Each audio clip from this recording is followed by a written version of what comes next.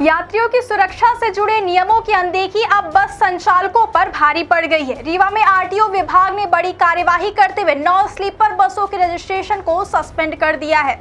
नमस्कार, आप देख रहे हैं विंध्या टाइम्स और मैं हूं आपके साथ प्रीति।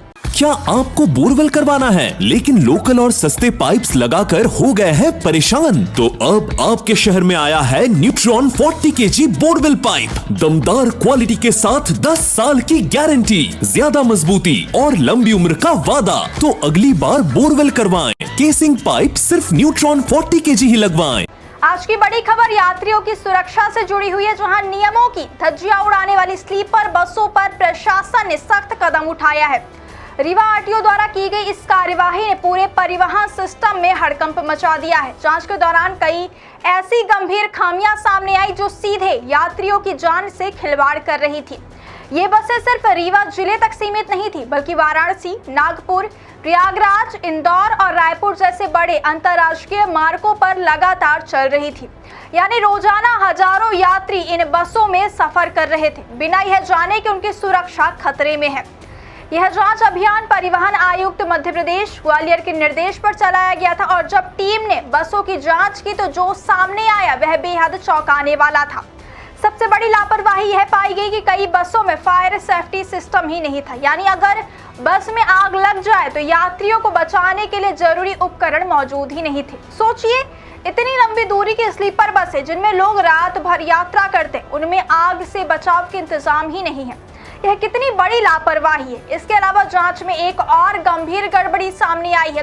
कई बसों में ड्राइवर सीट के पीछे अवैध पार्टीशन डोर लगाए थे। अब आप समझिए, ये पार्टीशन डोर असल में आपात स्थिति में यात्रियों के बाहर निकलने का रास्ता होते, लेकिन जब इन्हें गलत तरीके से लगाया जाता है तो यह रास्ता बंद भी हो सकता है और यही यात्रियों की जान के लिए सबसे बड़ा खतरा बन जाता है। आरटीओ अधिकारियों ने साफ कहा है कि यह नियमों का सीधा उल्लंघन है। केंद्रीय मोटरयान नियम 1989 और मोटरयान अधिनियम 1988 के मुताबिक स्लीपर बसों में सुरक्षा मानकों का पालन अनिवार्य है। आरटीओ मनीष त्रिपाठी के मुताबिक ऐसे बदलाव और लापरवाही किसी भी हाल में स्वीकार नहीं किए जाएंगे, क्योंकि यह सीधे यात्रियों की जान से जुड़ा मामला है।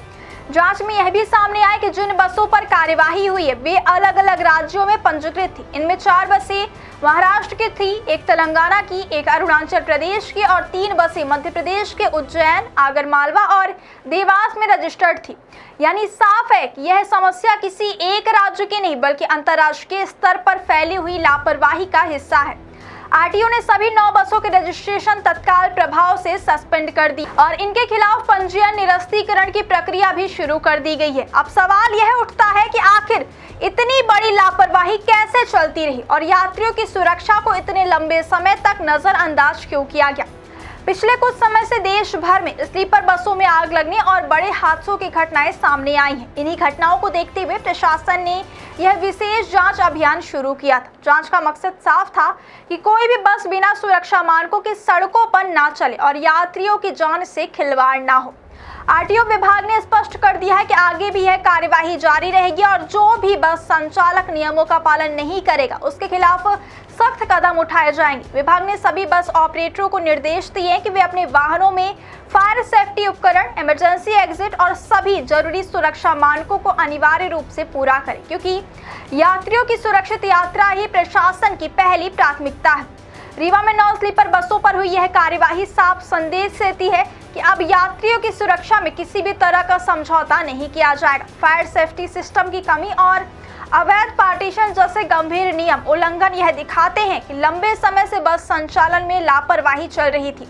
आरटीओ की सख्त कार्यवाही से यह संदेश किया कि नियमों को ताक पर रखकर चलने वाले वाहन संचालकों पर अब लगातार नजर रखी जाएगी और सख्त कदम उठाए जाएंगे। यह कदम न सिर्फ कानून के पालन को मजबूत करता है बल्कि यात्रियों में भरोसा भी बढ़ाता है कि उनकी सुरक्षा अब प्रशासन की प्राथमिकता है।